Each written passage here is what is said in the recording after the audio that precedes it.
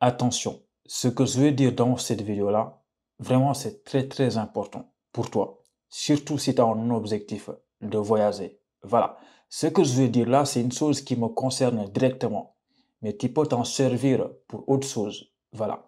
Donc, et si je vous disais que j'ai arnaqué des étudiants et gagné 50 000 $ en une année, est-ce que vous allez le croire? Eh bien, pour l'instant, tu ne sais pas trop parce que la vidéo n'a pas commencé. Donc, restez bien jusqu'à la fin de la vidéo pour comprendre tout ça parce que c'est très important, je me répète. C'est pas pour rien que je me suis habillé en rouge aujourd'hui. Voilà. Donc, voici 3 raisons.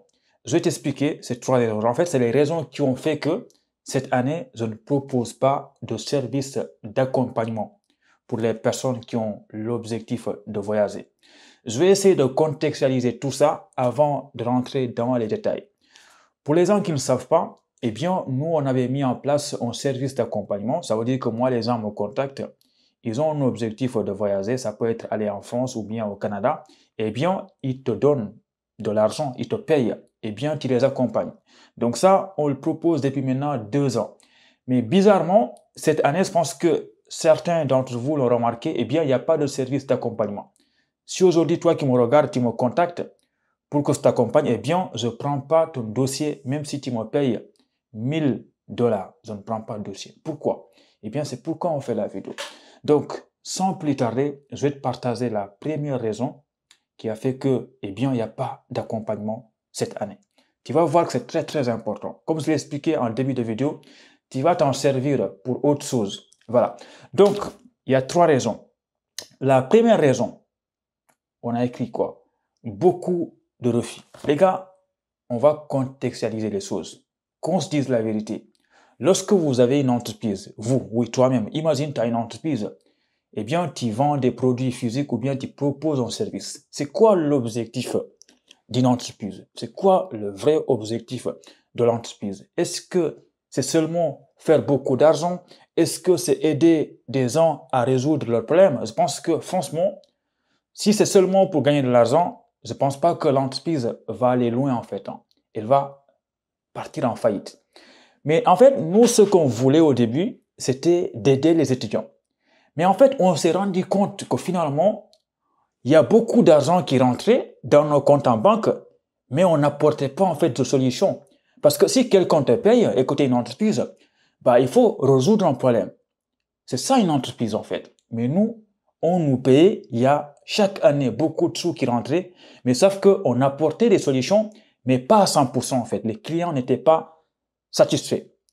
Je vais vous expliquer ça, comme ça vous allez comprendre. Qu'est-ce qu'on a remarqué? Qu'est-ce qui a fait que j'ai vraiment fermé le service d'accompagnement? Eh bien, lorsque moi je fais une vidéo de publicité où j'explique aux gens que je vais proposer un service d'accompagnement, est-ce que vous avez une idée de combien de personnes me contactent en privé? Par exemple, vous avez créé un site web où les gens peuvent passer pour me contacter. Et là, on reçoit quoi? Plus de 2000 mails de personnes qui sont intéressées. Et pourtant, les prix étaient élevés. C'est minimum 200 $ par personne. Donc, malgré ça, il y a des gens qui sont intéressés. Il y a des gens qui me contactent, qui me supplient pour me payer. C'est incroyable. Donc là, les gens nous contactent. On reçoit beaucoup de mails, plus de 2000 mails. Et il faut trier parce que on ne pourra pas accompagner tout le monde. Donc, ça veut dire que si vous avez une équipe de 4 personnes, peut-être chaque personne pourra accompagner 50 personnes. Et je pense que vous avez compris. Si par exemple, on prend 400 personnes, eh bien, il faut les accompagner, ces 400 personnes-là. Et maintenant, pourquoi on fait cette vidéo-là?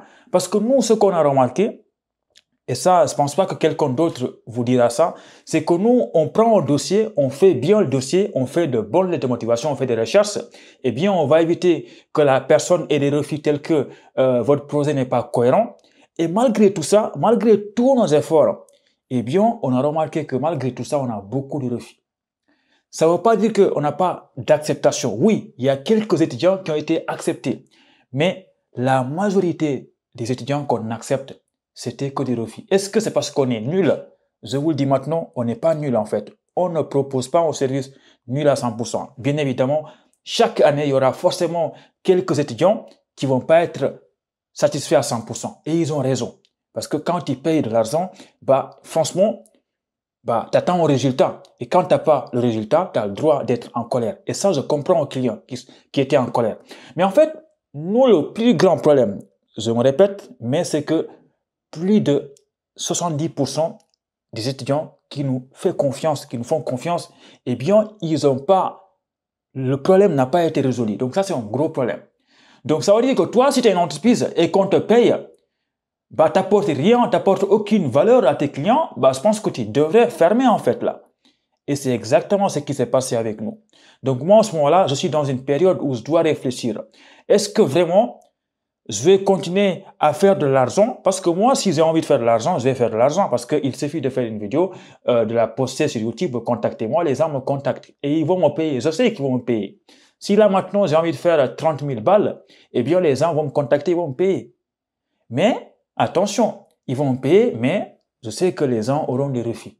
La plupart. Et pourtant, je vais faire le maximum pour bien faire le dossier. Mais ici, les établissements en France, ils ne peuvent pas accepter tout le monde. Et c'est là où il y a le problème, en fait. C'est qu'on ne peut pas accepter tout le monde. Donc, forcément, il y aura des bons dossiers qui vont arriver. Ils vont regarder ton dossier. Et bien, ils vont aller accepter d'autres personnes qui ont de meilleures notes que toi. Donc, c'est toujours comme ça. Donc, ce qui fait qu'aujourd'hui, la chose que j'ai envie que tu retiennes ici, eh bien, parfois, si tu vois que tu n'as pas beaucoup d'expérience sur Campusence, tu peux bel et bien confier ton dossier à une agence.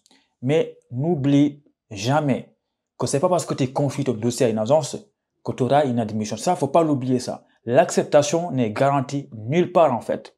Il est expert, oui, il va faire ton dossier, mais la dernière décision revient à l'établissement et à l'avis que Campusence va donner. Donc ça, il faut le comprendre.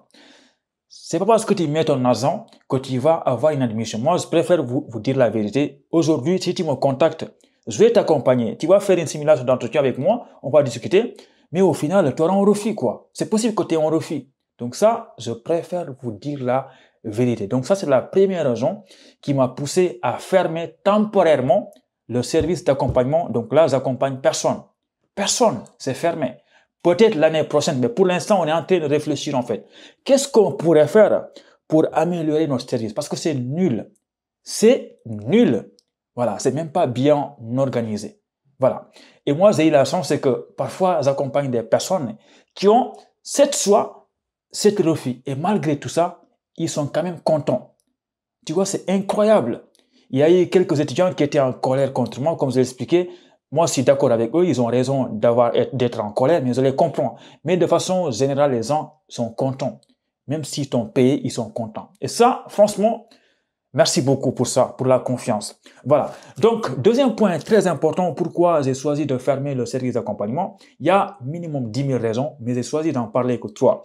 La deuxième raison, c'est que vous n'êtes pas abonné à la chaîne YouTube. Non, je rigole. Donc, abonnez-vous. Likez, allez me suivre sur Instagram. Je vous mets ELH-Ibra. Deuxième raison très importante, ouais, moyen de temps. Je ne sais pas si vous le savez, mais lorsque tu crées une entreprise où tu partages des choses, comme on le dit, secrètes, eh bien en fait, automatiquement, tu vas faire moins de vidéos sur ta chaîne YouTube. C'est-à-dire qu'avant, si tu étais quelqu'un qui postait 2 vidéos par semaine, parce que tu proposais des vidéos gratuites, et dès que tu mets en place un service d'accompagnement, et automatiquement, tu auras moins de temps pour faire tes vidéos comme d'habitude. Eh bien, la qualité va baisser. Et ça a commencé à influencer ma chaîne YouTube. Et ça, c'est une chose que je n'aimais pas du tout. Tu vois, donc ça, c'est une chose qui m'a poussé à fermer le service d'accompagnement. Mais pas que. En fait, il faut comprendre que moi, je suis dans une période où je dois vraiment beaucoup me former. Parce que n'oubliez pas, je suis étudiant. J'ai quitté le Sénégal, arrivé en France pour étudier et avoir un diplôme. Donc, je ne vais pas forcément laisser le business, le khalis, bien perturber mes choses parce que je suis tout le temps en train de me former, que ce soit à l'école ou bien à la maison. Et ce que vous avez remarqué, c'est que parfois, ce que je faisais, dès que je rentre à la maison et que je suis pas à l'école, qu'est-ce que je fais? Soit je fais une vidéo ou bien j'ai acheté plein de formations. Je me forme. Mais depuis qu'on a mis en place le service d'accompagnement, qu'est-ce qui s'est passé? Eh bien, lorsque tu rentres à la maison, tu ne peux pas faire une vidéo parce que tu as des clients qui t'ont contacté via WhatsApp. Tu ne peux pas te former parce que tu as des clients, tu as 50 clients à accompagner. Ça, c'est extraordinaire. En fait, j'ai senti que il faut faire un choix dans la vie. Il y a des gens qui vont me dire, mais non, tu peux tout faire en même temps. Non, c'est faux. C'est pas possible. Tu peux tout faire en même temps, mais tu vas pas bien faire les choses. Ça, je suis d'accord avec vous. Tu peux tout faire. Mais moi, ce que je voulais, c'est de bien faire les choses. Et sauf que quand il faut faire tout en même temps, tu vas pas faire bien les choses. Et ça, je n'aimais pas ça. Moi, mon objectif, là, ça franchement, s'il y avait, comment on appelle ça, le livre Saint-Coran, là, le Coran, j'allais le tousser. Mon objectif n'a jamais été d'avoir le maximum de clients. Ça n'a jamais été mon objectif. Mon objectif a toujours été de satisfaire le maximum de clients. Parce que c'est différent. Avoir le maximum de clients, ça veut dire que tu auras le maximum d'argent, plus d'argent qui va rentrer. Mais c'est pas ce que je veux. Voilà. Donc, troisième raison, lorsqu'une personne a un refus, les gars, c'est mal en fait. Je ne sais pas si vous vous rendez compte. Mais lorsque j'accompagne, je pense que c'est le cas pour tout le monde. Lorsque tu accompagnes une personne, moi j'ai accompagné beaucoup de personnes, et tu sais, il y a des gens qui ont des acceptations. Tu vois, je suis content. Mais s'il y a une seule personne qui a été refusée partout, en fait, j'ai mal. En fait, j'ai honte. Tu vois, même si la personne m'envoie un message, j'ai honte de répondre parce que la personne a quand même m'a fait confiance. Il m'a payé quoi. Il me connaît même pas. Il m'a pas vu en fait en physique comme ça. Il m'a connu sur YouTube. Alors qu'au Sénégal ou bien au Cameroun, il y a des agents sur place. Mais il ne fait pas confiance. C'est moi qui fais confiance. Il me connaît même pas. Il sait même pas s'il me paye. Est-ce que je vais l'arnaquer? Je ne sais pas. Donc il me fait confiance. Donc franchement, lorsqu'il me fait confiance comme ça, on ne se connaît même pas et qu'il en refuse, bien évidemment, ça me fait mal. Ça me fait tellement mal que j'ai peur de l'envoyer un message. Tu vois, c'est incroyable. Voilà. Donc, pour résumer tout ça, cette année, pas de service d'accompagnement et peut-être même l'année prochaine, on ne sait pas. Ça dépend. Est-ce que je vais trouver des solutions pour maximiser le service, pour faire en sorte qu'il y aurait beaucoup d'admissions? Oui, pourquoi pas? Je reviendrai l'année prochaine. Mais pour l'instant, non. Parce qu'il y a beaucoup de refus. Et attention, s'il y a bien une chose que vous devez retenir dans la vidéo là, je vais enlever mes lunettes pour que vous me preniez au sérieux parce que avec ça là, on me prend pour fou. Je vais l'enlever. Donc, s'il y a bien une chose que vous devez retenir dans la vidéo là, il faut savoir que dans ce monde-là, il y a beaucoup d'agences de préinscription. Mais je pense que vous l'avez remarqué. Vous, ce que vous voyez, c'est le front-end. Vous ne voyez pas le back-end. Voilà, là, c'est pour vous montrer que j'ai fait la formation, quoi. En fait, lorsque je vous dis que vous voyez le front-end, c'est comme un site web. Vous voyez les affichages, vous voyez tout. Mais derrière, vous ne voyez pas ce qui se passe là-bas. Aucune agence ne vous dira qu'on a été refusé, on a eu des refus. Parce que souvent, ce que vous voyez, les gens, ils font des pubs. Ils montrent seulement les captures d'écran des acceptations. Je vous jure, en fait, c'est possible que tu accompagnes 200 personnes et une seule personne a été acceptée et tu as 199 refus. Mais qu'est-ce que la personne va faire?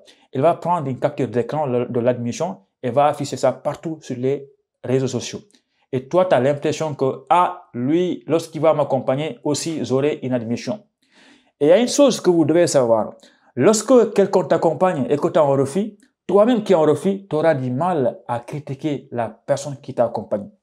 Ça, c'est comme ça. Donc, il faut le savoir. Confier ton dossier à une agence ou bien à un expert, même moi, ça ne veut pas dire que tu seras accepté. Moi, il n'y a qu'une seule chose que je peux vous promettre. C'est que on va discuter parfois, mais pas souvent. Tu auras droit à une simulation d'entretien. Tu vas me regarder droit dans les yeux. On va parler vite fait. Tout ça, c'est des choses que je contrôle. Mais est-ce que lorsque ton dossier va arriver à l'université de Paris-Sorbonne, est-ce qu'ils vont t'accepter? I don't know. How much there are? Je ne sais pas, mais voilà. Donc, donne ton avis en commentaire et surtout, n'oublie pas de liker cette vidéo-là et on se dit à bientôt. Allez, ciao!